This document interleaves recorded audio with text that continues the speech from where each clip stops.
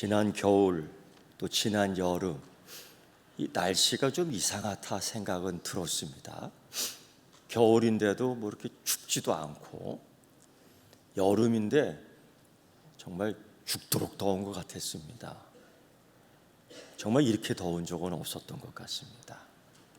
그런데 뉴스의 그 미래학자들이 때로는 기상학자들이 얘기하는데 올겨울은 엄청 춥답니다.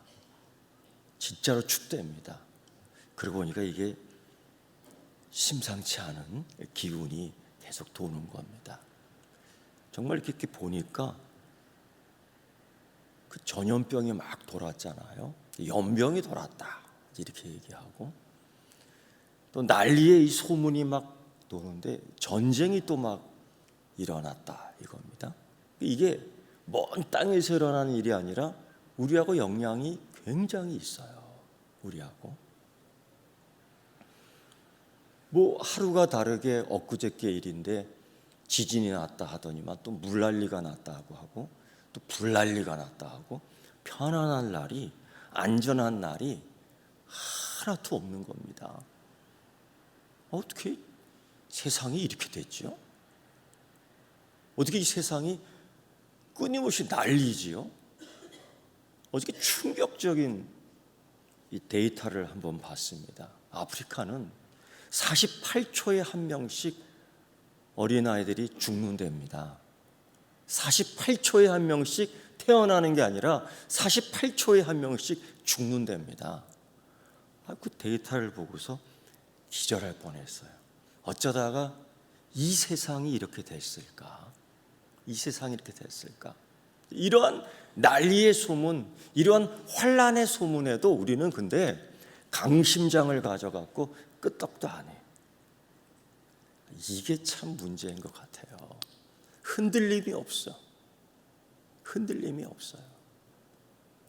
이때쯤 이럴 즈음에는 이렇게 좀 느낌이 있어야 되고 긴장해야 되고 근신해야 될 터인데 그냥 놀러 가는 거예요.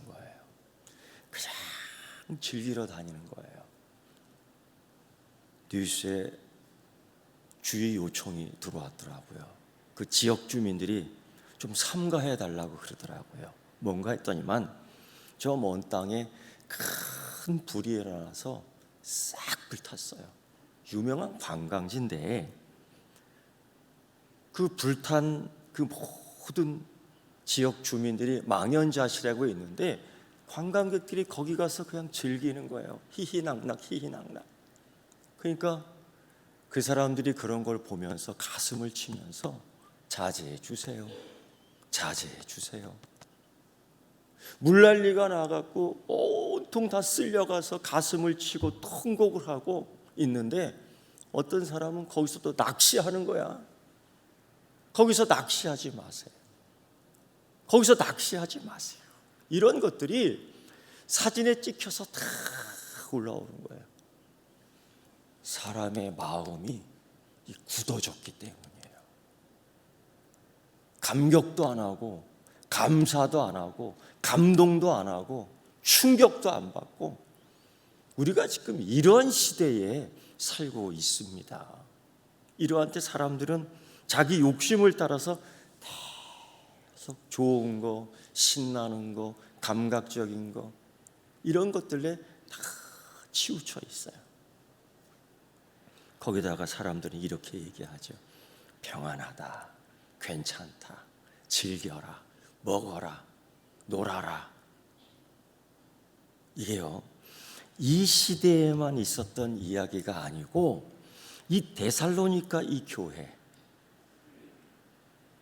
가장 어린 교회가 속해 있는 이 로마의 지배하에 있던 이 교회가 그런 일을 지금 당하는 겁니다.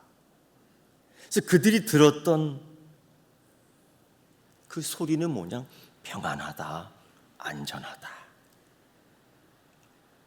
로마가 이 지역 주민의 마음을 살기 위해서 가는 데마다 큰 운동장을 세워주는 거예요. 운동장. 거기서 막 뛰어놉니다. 뛰어놀아요. 막 그냥 말들을 타고 막 뛰어다니게 하고요. 1번, 2번, 3번 순위 매겨놓고 막 뛰는데 사람들이 막 환호를 지르는 겁니다. 막, 야, 잘한다. 우리가 아멘은 크게 못해도 거기서는 막 소리를 지른다니까요. 야구장 한번 갔는데요, 사람들이 얼마나 소리를 지르는지요. 그냥 막 소리를 질러야 되는 거예요. 교회에서는 가만히 있던 사람들인데 야구장 데려가니까 막 소리를 지르고 막 난리는 거예요. 죽여라 살려라 막 그러는 거예요. 그거 깜짝 놀랐어요. 사람들이 이렇게 놀기를 좋아하더라고, 즐기기를 좋아하더라고요. 그것뿐이에요. 이 로마의 정부가 이런 운동장 크게 지어놓고 거기서 또 큰 잔치를 이루어주는데 먹고 마시고 놀고 즐기는 이 향유가 참 기가 막혔던 겁니다. 그러면서 하는 소리가 평화롭다, 평안이다, 안전하다. 이게 로마 정부가 외쳤던 구호였던 거예요. 우리 예수 그리스도를 믿는 이 데살로니가 이 교인들은 항상 기대하고 있던 소망이 무엇이냐? 예수님 오신다라는 거죠. 예수님 오실 때 이런 징조가 있다라는 거죠. 예수님 오시기까지 우리는 이 땅에 살면서 빛의 자녀로서 이 땅에 살지만 속하지 않았고 우리는 하나님 나라 백성이라는 걸 알고 근신하며 부지런히 살고 있었는데, 이 로마의 영향을 받은, 이 놀이문화의 영향을 받은, 유희에 빠져 있는 많은 사람들이 무슨 소리야, 이렇게 평화로운데, 무슨 소리야, 이렇게 안전한데 다 같이 와서 놀자, 이러면서 여러분 곁길로 빠지기 시작하는 거야. 이때에 사실 우리가 이런 데 쭉 빠져들면 이 영적인 감각이 무디어버려요. 우리 여전도 회원들 말이에요, 연속국에 너무 빠지면은 이 감각이 늦어져요. 이 실질적인 얘기예요. 남선교회 회원들은 너무 놀이문화에 빠져 있으면 예배 시간 잊어버립니다. 우리 제가 알고 있는 우리 집사님 한 분은 바둑에 그냥 미쳐버렸어요. 바둑을 두다가 주일날 기도 순서인데 그만 그걸 잊어버린 거예요. 우리 담당 교육자가 전화를 걸어, 집사님 지금 기도 시간이 다가오는데 어디 계셔요? 아니 오늘이 주일이었어요. 이게 남 얘기가 하지, 우리 이야기예요. 지금 그런 상황에 이 데살로니가 교인들이 빠져버린 거예요. 우리 사회도 마찬가지 아닙니까? 우리 사회도 얼마나 도덕적으로 해이해져 있어요. 심지어 안전 불감증에 걸렸다고 하잖아요. 준비하는 게 없어요. 예측도 하지 않아요. 그러니까 두려워하지도 않아요. 그러니까 근신도 하지 않아요. 깨어 있지도 않아요. 이게 이 시대의 우리의 모습입니다. 그런데 정말 우리가 이렇게 보지만은 예측할 수 없는 많은 일들이 일어나고 있어요. 그 대표적인 게 뭐냐면 여러분, 재난입니다. 재난. 아무리 과학기술이 발달을 해도 땅이 얼마나 언때 갈라지는지 탁 심지를 박아놓고 데이터를 해도 기껏 3초 전에 알아요. 3초? 우리가 100m 달리기 아무리 잘하는 사람도 3초? 10m도 못 뛰어요. 갈라지고 마는 거예요. 아무리 알리고 깨어 있으라고 해도 그 작은 잠을 자는데요, 그만 댐이 터져버리고 납니다. 터져버리고 마는 거예요. 터져버린 뚝방을 막을 수 없어요. 터져버린 이 댐을 배경화판으로 막을 수가 없습니다. 이런 재난 우리가 예측할 수 없어요. 그래서 여러분, 누가복음 21장 25절에 1월 성신에는 징조가 있겠고 땅에서는 민족들이 바다와 파도의 우는 소리로 인하여 혼란 중에 곤고하리라. 이게 이게 그냥 허튼 소리가 아니고 성경에 써여 있는 예수님의 말씀입니다. 이 징조가 보이는데 예측하지 못해요. 그런데 우리가 이걸 깨어 있어야지만이 준비할 수 있는 건데 다 잠을 자는 거예요. 이번 저 리비아의 그 아프리카 땅에 큰 물난리가 났어요. 댐이 터져버렸습니다. 근데 밤에 터져버렸대요. 근데 터지기 전에 조짐이 있지 않습니까? 근데 아무도 연락해주지 않았대요. 파수꾼이 없었답니다. 이게 말이 됩니까? 근데 이 세대, 이 시대가 사실은 다 그래요. 예측 굉장히 중요한 부분인데요.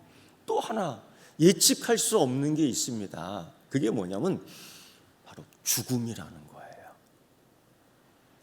죽음은 사실 모든 사람들에게 다 오는 것. 그래서 지혜자 솔로몬은 뭐라고 말하냐? 날 때가 있은즉 죽을 때가 있다. 이게 뻔한 소리인데 굉장히 심오한, 날 때가 있으니 죽을 때가 있다. 그러니까 뭐예요? 겸손하게 잘 살아야 된다 이거예요. 잘 사는 게 아니라 이제 겸손하게 잘 있다고 펑펑 써도 안 되는 거예요. 내 거라고 내 마음대로 써서도 안 되는 거예요. 어디 내 것이 있고 어디 내 마음대로 하는 게 이 세상에 어디에 있습니까? 우리 입술로는 하나님이 온 우주의 주인이요 나의 주라고 고백하면서 어디 내게 있고 어떻게 내 마음대로 쓴다는 얘기를 함부로 해요.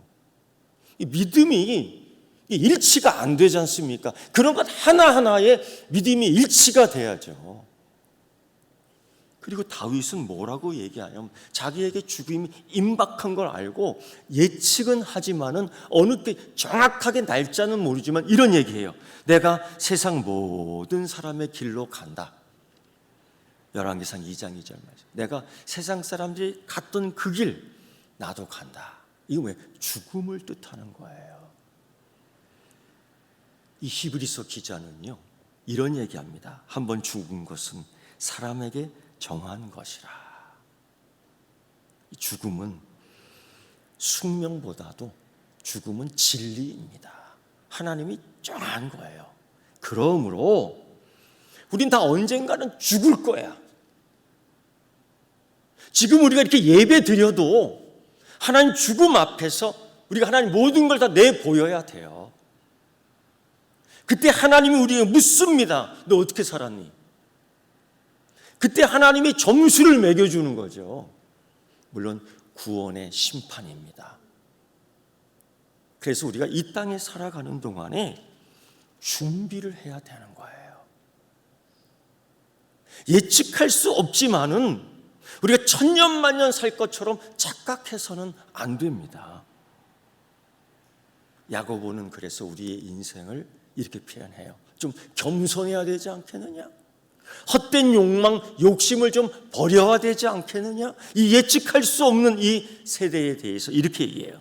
내일 일을 너희가 알지 못하나니? 너희 생명이 무엇이뇨? 너희는 잠깐 보이다가 없어지는 안개니라. 이렇게 자기의 인생을, 우리의 인생을 표현했어요. 이게 뭡니까? 하나님 앞에서 잘 살아야 된다라는 의미예요. 또 예측할 수 없는 게 하나 있습니다.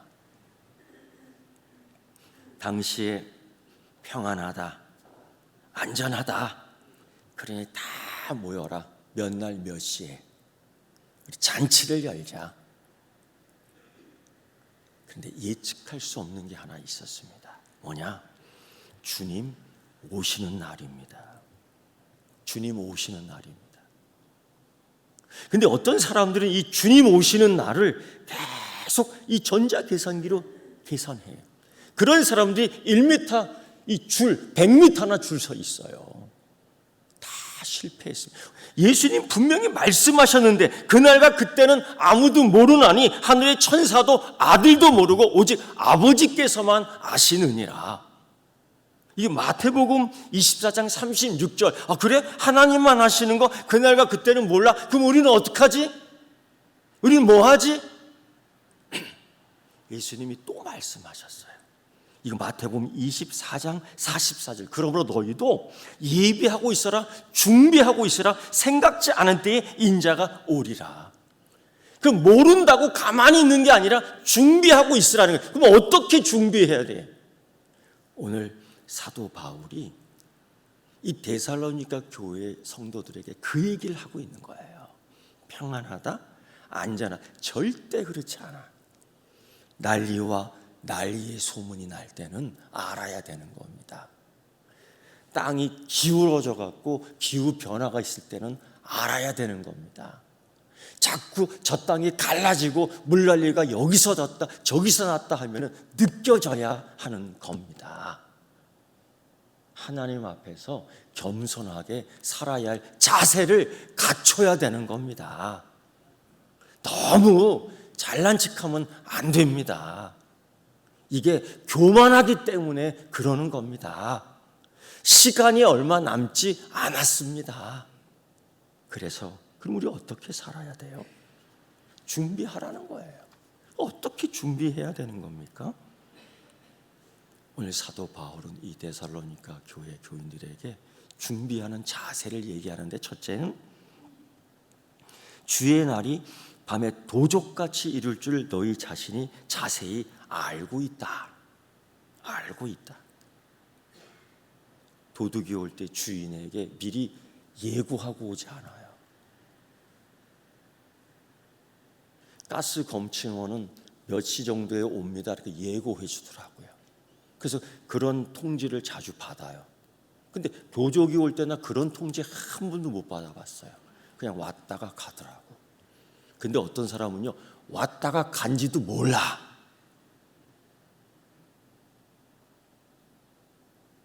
이야, 그러더라고요. 그런데요, 이거 예수님이 사실 이 말씀을 오래전에 50년 전에 해주셨던 말씀입니다. 그때를 기준으로 해서. 근데 이걸 사도 바울이 다시 얘기하는 거예요.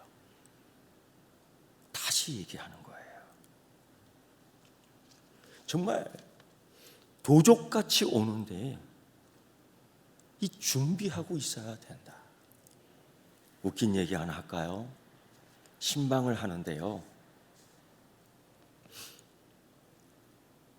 우리 교회 집사님과 같이 신방을 하는데 이제 자기 집에 신방할 차례가 됐어요.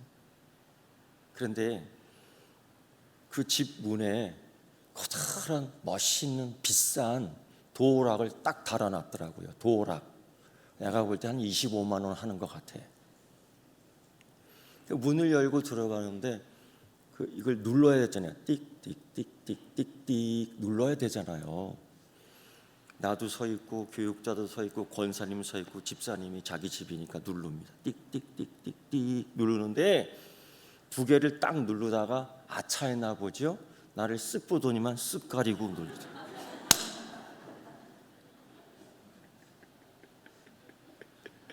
내가 얼마나 난처한지 그 생각을 했어요. 집사님 잘했어요. 그래야 되는 겁니다. 그거 번호 아무나 알려주면 안 돼. 맞아요, 틀려요? 전화번호도 아무나 알려주면 안 돼.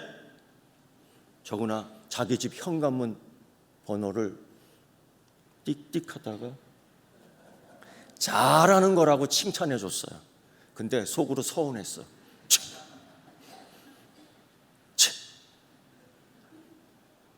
속으로 신방한 목사를 도둑처럼 취급하나? 근데 여러분, 그 정도 감각이 있어야 되는 거예요. 왜 이 감각은 있는데 왜 이 영적 감각은 없을까? 이건 이렇게 준비하는데 왜 하나님 말씀을 듣고 주님 오시는 날은 왜 이게 감각이 없을까? 사도 바울이 그 얘기하는 거예요. 자꾸 속이거든요. 세상이 평안하다, 안전하다, 같이 놀자. 이 운동장에 자꾸 모여서 놀게끔 하는 거예요. 그러니까 이 어린 그리스도인들이 그래. 그러니까 예배 시간을 까먹고 이걸 두고 있잖아. 예배 시간 까먹고 이걸 하고 있잖아. 예배 시간 까먹고 이걸 하고 있잖아. 이게 감각이 무뎌지면 그렇게 됩니다. 됩니다. 여러분, 가을에 신방할 때 절대 집번호 저한테 얘기하면 안 됩니다. 이 정도로 감각이 있어야 돼요. 두 번째로 비유를 설명해 주는데, 이 사도 바울이 이 데살로니가 교인에게 반드시 일어난다. 그러면서 뭐예요? 해산하는 잉태된 여자, 저희가 평안하다 안전하다 할 그때 잉태된 여자가 해산하는 고통이 오는데 반드시 애기 난다. 배만 아프고 배만 아프고 배만 아프면 안 돼요. 이게 애가 나옵니다.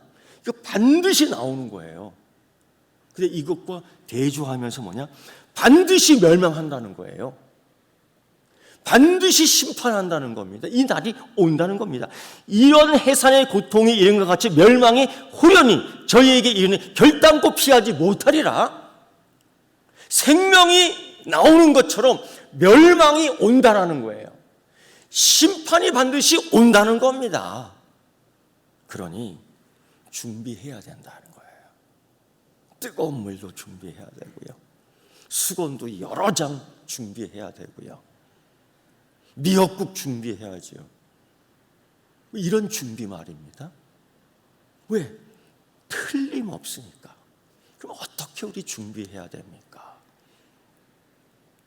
우리 누구입니까? 우리는 사도 바울이 그 얘기를 하는 거예요. 그래, 로마 시민 좋지?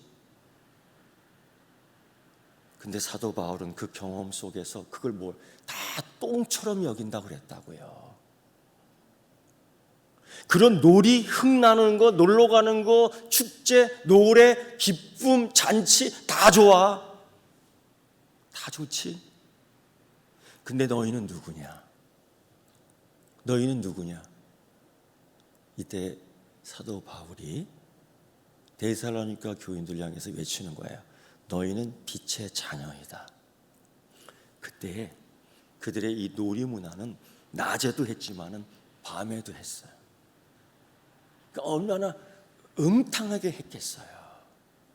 뒷골목에서 무슨 짓을 했겠어요.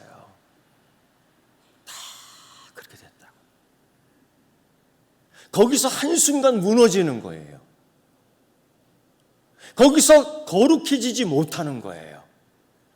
거기서 영적인 감각을 잊어버리는 거예요. 우리 시대가 그렇잖아요. 근데 사도 바울이 그래요. 너는 어둠이 아니라고 빛에 속하였고, 너는 어둠이 아니고 너는 빛의 자녀요 하나님의 자녀라는 겁니다. 즉 뭐예요? 너는 그리스도인이다. 너는 이 세상에 속하지는 않았지만은, 이 세상에 속한 자는 아니지만은 하나님 나라에 속한 그리스도인이다라는. 그러니까 사는 자세, 사는 사고 방식, 이게 다 달라요. 달라요. 한번 고백해 볼까요? 우리 시온 찬양대만. 나는 그리스도인입니다. 근데 이게 우리끼리만의 고백은 필요 없어요. 이게 교회 밖에 나가서 돼야 돼. 나는 이 영성 훈련에 있어서 저 시장 가서 시장 그 거리에서 한번 외쳐야 될 것 같아. 나는 그리스도인입니다. 예전에 왕의 아이들, 왕의 자녀들이라고 훈련할 때 이 중고등부 학생들 훈련을 시켰어요. 중고등부 아이들. 능력 기도를 시키는데 그런 걸 경험했어요.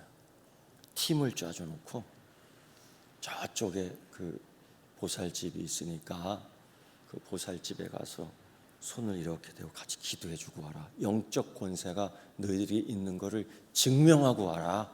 그랬어요. 중학생 우리 학생들에게. 했을 것 같아요? 안 했을 것 같아요? 했어요. 언제 했을 것 같아요? 새벽 2시에 했어요. 근데 이들이 다 다 나와서 새벽 2시에 했어. 한 명도 빠지지 않고 나와서 했어요. 근데 왜 그래? 왜 새벽 2시야? 걸리면 얻어맞을 것 같아갖고 새벽 2시에 했다는 거예요. 근데 그들이 기도를 했어요. 그때. 여러분 놀라지 마세요. 그 집이 사라졌어. 그 집이 사라졌어. 나는 그리스도인입니다. 이걸 여러분 이 교회 우리끼리 외치는 게 아니라 이 고백은, 이 신앙 고백은 어디서 외쳐야 되냐면은 저 시장 바닥에서 해야 되는 거예요. 저 교회 바깥 동네에서 그거는 고백해야 되는 거예요. 근데 이게 문제가 자꾸 우리끼리만 고백한다는 거예요. 그리고 평안하다, 안전하다, 이 놀이 운동장에 가서는 까먹고 있는 겁니다. 까먹고 있는 겁니다. 내가 그리스도인인가? 내가 내 안에 하나님의 영이 있는가? 이걸 까먹고 자꾸 사는 거예요. 그러니까 이 사도 바울이 너는 빛의 자녀이다. 이거 까먹으면 안 되는 거예요. 자빠져도 나는 빛의 자녀이다. 우리가 실수할 수 있고, 우리가 허물이 있고, 우리가 죄 지을 수 있죠. 여기서 죄인 아닌 사람 나와보세요. 사도 바울 성경은 우리가 다 죄를 범했다라고, 의인은 하나도 없다라고 얘기했다고. 루터도요, 그래서 고민 가운데 이런 결론을 하나, 우리는 죄인이며 의인이다. 이런 동전의 양면에 다 붙어있는 우리 인간의 죄성과 은혜 받은 자의 모습을 그렇게 표현한 거예요. 까먹으면 안 돼요. 나는 하나님의 백성이다. 나는 낮에 속한 자녀이다. 자녀이다. 이걸 까먹으면 안 돼요. 어떤 일이든 까먹으면 안 돼요. 내 수중에 100만 원의 유혹이 딱 오더라도 까먹으면 안 돼요.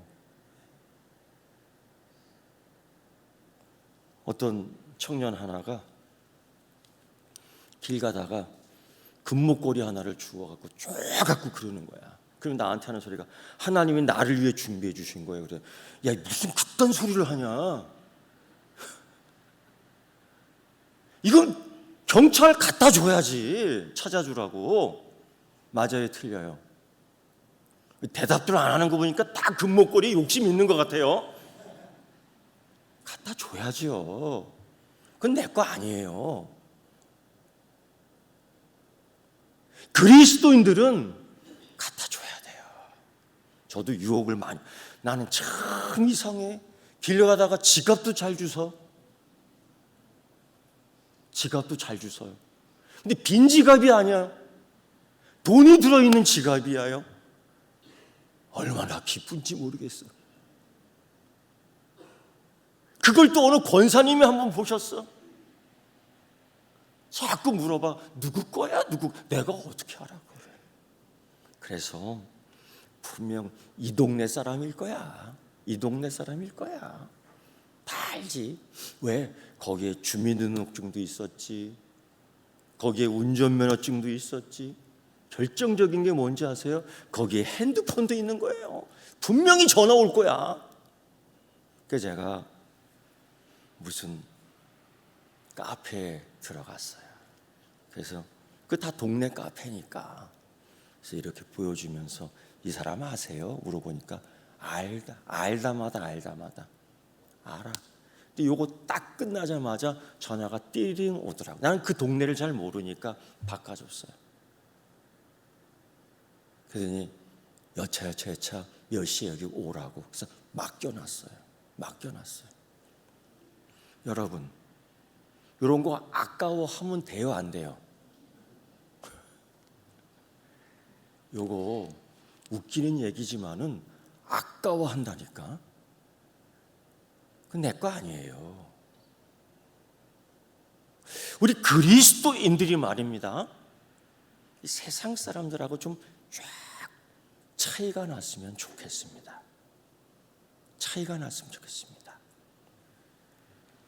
그래서 빛의 자녀들의 사명이 뭐냐 그럼? 첫째, 속지 말아야 돼.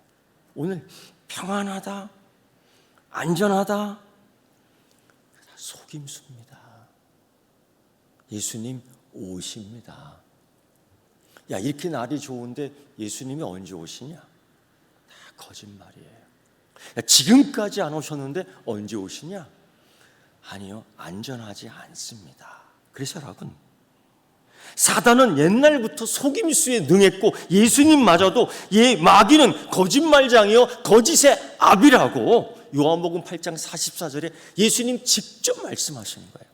진리를 자꾸 회색시켜요. 진리를 자꾸 약하게 해요. 진리에 대해서 우리가 자꾸 불신을 갖게 만들어요. 속지 말아야 돼요. 에덴 동산에부터 속잖아요. 분명히 알고 있다. 주의 날이 도둑같이 이룰 줄 너희 자신이 자세히 알고 있다. 알고 있는데 거기 가서 놀아? 알고 있는데 잠을 자 거기 가서? 이건 속는 거라는 겁니다. 속는 겁니다.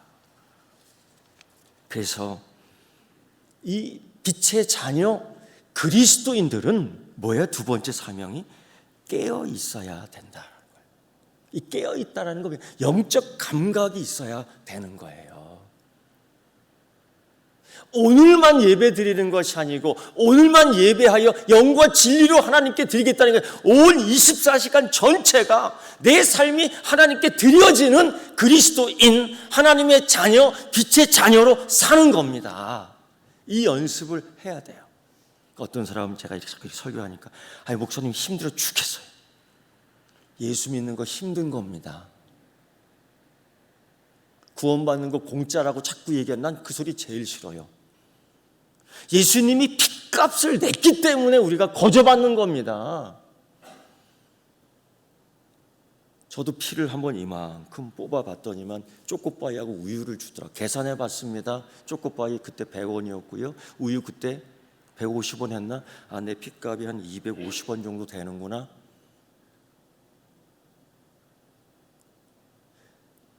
근데 생명을 낳는 이 핏값으로 주신 거기 때문에 우리의 구원, 내가 하나님의 자녀, 하나님 아버지를 아바 아버지라고 부를 수 있는 권세, 기도하여 응답받는 은혜, 이거 공짜 아닙니다. 예수님이 갈보리 십자가에서 그 핏값, 생명값을 대신해서 받은 겁니다. 그러니까 귀한 겁니다. 근데 이거를 운동장 가서 팔아먹을 거예요? 이걸 저 음탕한 뒷골목 갖고 엿바꿔 먹듯이 바꿔 먹을 거예요? 안 됩니다. 그러니까 사도 바울이 그거 거짓말이다, 그거 속지 말라, 평안하다고, 즐겁다고, 안전하다고, 재밌다고? 아니지.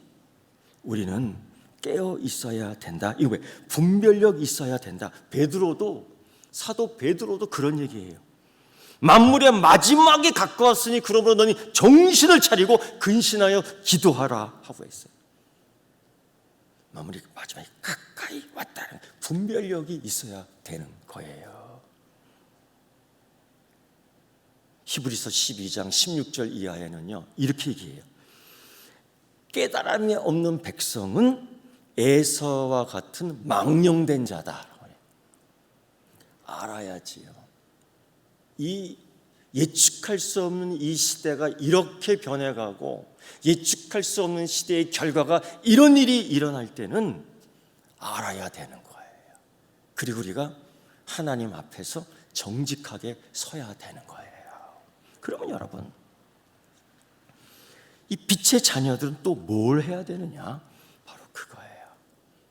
외쳐야 되는 거예요. 이게 소위 파수꾼의 사명입니다. 우리는요 외치는 자입니다. 세례 요한만 외친 게 아니에요. 엘리야만 외치는 게 아니에요. 오늘 이 시대에 우리 모두가 외치는 자예요. 뭐? 복음을. 우리끼리 외치는 게 아니에요. 우리끼리 소리 지르는 게 아니에요.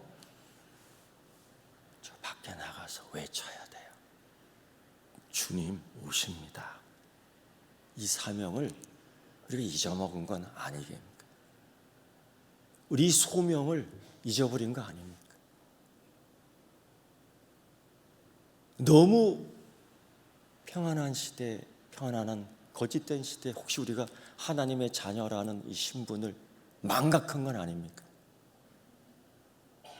너무 놀이문화에, 너무 유흥에, 너무 오락에 빠져서 예수 믿는 거 힘들다고 하는 거 아닙니까?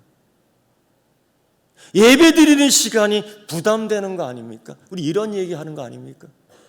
여러분, 어쩌면 우리 또다시 한번 예배 드리지 못하는 시대가 올 수 있어요. 여러분, 과거 1년 전에 우리 스스로 고백했잖아요. 예배 드리는 게 이렇게 귀한 줄 몰랐습니다. 했어요, 안 했어요? 했잖아요. 그때 잊어버리면 안 돼요. 왜? 이게 귀한 거였구나. 그래서 사도 바울은 이런 얘기해요. 정신을 차리고, 그냥 믿어라 아니에요. 정신을 차리고 믿음과 사랑의 호심경을 붙이고 구원의 소망의 투구를 쓰자. 각별히 격려하는 거죠. 에베소서의 사도 바울이 얘기했던 것처럼 영적 전신갑주를 입자. 이걸 확 줄여갖고 믿음과 사랑의 호신경을 붙이고 구원의 소망을 투구를 쓰자 하면서 그 앞에 뭐라고 해요? 정신 차려라. 여러분, 우리 바짝 긴장해야 될 때입니다. 그냥 그렇게 믿으면 안 돼요. 그냥 그렇게 믿어가면은 또 뒤쳐져요.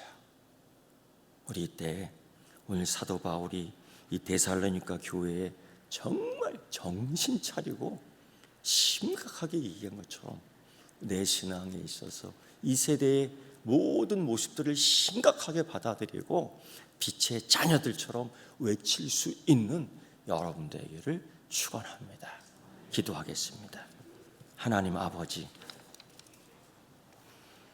평안한가? 평안하다. 안전한가? 안전하다 라고들 말하지만은 댐이 무너지고 뚝방이 무너지고 건물이 무너지고 거짓임을 깨닫게 됩니다. 하늘의 징조가 보여 영적 감각으로 알 수 있고 깨달을 수 있는데 하나님, 사단은 거짓말로 우리를 유혹합니다. 영적 각성을 하고 낮에 속한 빛의 자녀들처럼 이 사명, 내가 그리스도인인 다시 한번 깨닫고 정신을 차리고 믿음과 소망의 호심경을 붙이고 구원의 투구를 쓰고 하나님 정진할 수 있도록 은혜 내려 주시옵소서. 예수 잘 믿게 하여 주시옵소서. 이 세대, 이 시대에, 혼란한 이 시대에, 음란한 이 시대에 하나님 정결한 그리스도인 되게 하여 주시옵소서. 예수님의 이름으로 기도드리옵나이다. 아멘.